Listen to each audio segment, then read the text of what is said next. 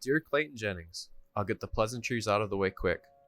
Haven't heard from you for a while. I pray you aren't sick. I know writing this poem that I'm risking being accused, that I'm using your name just to garner some views. Although the point of this poem is to reach out to you. It's been nearly 10 years since I first heard your flow. Never imagined the lane my memory would go. Church pew bar stool gave me shivers back then. I've listened to it over and over and shared it with friends. As I write this, you haven't released a video in months. It's July of 2020 and you no longer post a bunch. Hopefully you've made your mental health a priority. A stable mind is worth far more than notoriety, and just as important is sobriety. I can relate so much to dear anxiety. You never held back with the words that you spoke, even though it meant some wanted to smoke, or called you woke. Some of the insults thrown at you were sick jokes, but they weren't funny, not at all, as words can bring death. Make life a living hell, even down to each breath. It doesn't feel like you're living when depressed. Psychiatrists trying to figure out why I'm such a mess. So quick to write a script and tell me to come back. Side effects that could include more anxiety, depression, or a heart attack. I've taken pills prescribed to me that I was allergic to. Just breathe, take more, and they'll do what they're supposed to do. That's what a doctor told me due to a misdiagnosis after I had been in a state of psychosis. The devil came for me hard and attacked more than my faith. Blessed to be alive, but I didn't make it out unscathed. Wow, man, that was quite the confession. Didn't think this would become a therapy session. But I'll keep going. I have to. That's what you would do. I was inpatient, outpatient, so much I became impatient.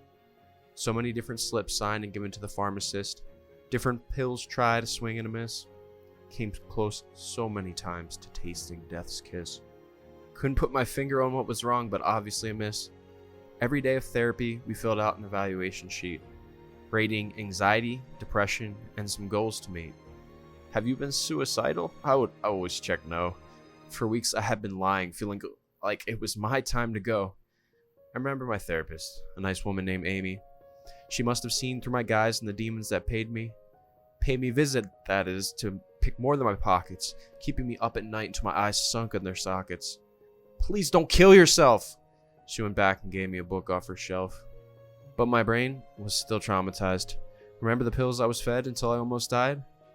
A new doctor tried to figure out my brain. I held on to slim hope that I wasn't just insane. The doctor wasn't shady, he actually cared. In his hands, I put my life, the little left that was there. Took me off medications that weren't helping at all. My anxiety levels started to fall. A beam of light pierced the darkness as if it was solar. That's when he told me that I was bipolar. I remember you said you cried on Jamie's shoulder. What I felt was a relief, but also confusion. Maybe some stability in life wasn't just an illusion. Didn't know what was next, but this made more sense. As I listened to the doctor, it made me less tense. A mood stabilizer might help, at least that was the notion. A new plan was agreed on and put into motion. Hope came and started knocking on the door as I sat rocking back and forth on the floor. And once the new meds started taking effect, the idea of good life started to resurrect. I knew that's what Jesus did after he died on the cross. He came to save sinners, those who are lost. Jesus, Jesus, Jesus, till the day I die. But those words mean little if I don't even try. Christians struggle too, and y'all need to see it. Just because it's in the Bible doesn't mean we always believe it. It's so easy to second guess the truth, especially when depression chokes you out like a noose. But truth never changes, and I see that now. Looking back at my survival, I was still wonder how. The Lord helped me to beat the system. It wasn't a systematic plan of mine. I see it more and more with every line. The grace and strength were definitely divine. Beyond the shadow of a doubt, it wasn't my time. I better slow down a bit, just breathe. This needs to be less about me and more about you. Clayton, I only know some of what you've been through. When you were young, you once held a gun to your chest, thought that pulling the trigger would give your mind rest.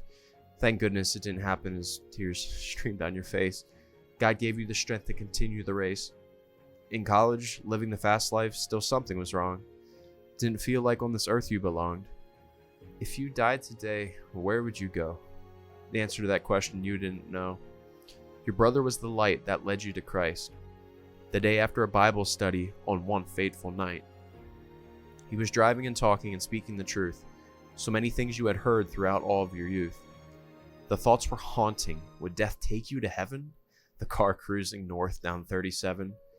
You told the story and I'm here. That poem hit me hard.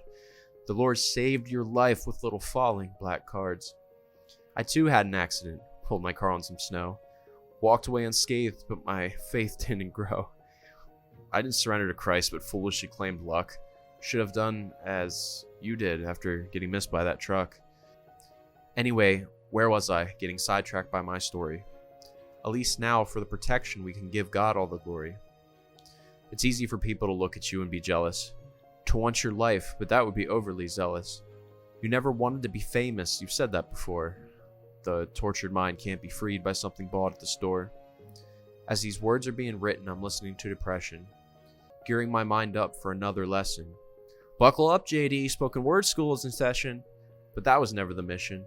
The words you write and then speak in each composition. They're shouts for help or sometimes silent screams. Not even sleep provides hope because of haunting dreams.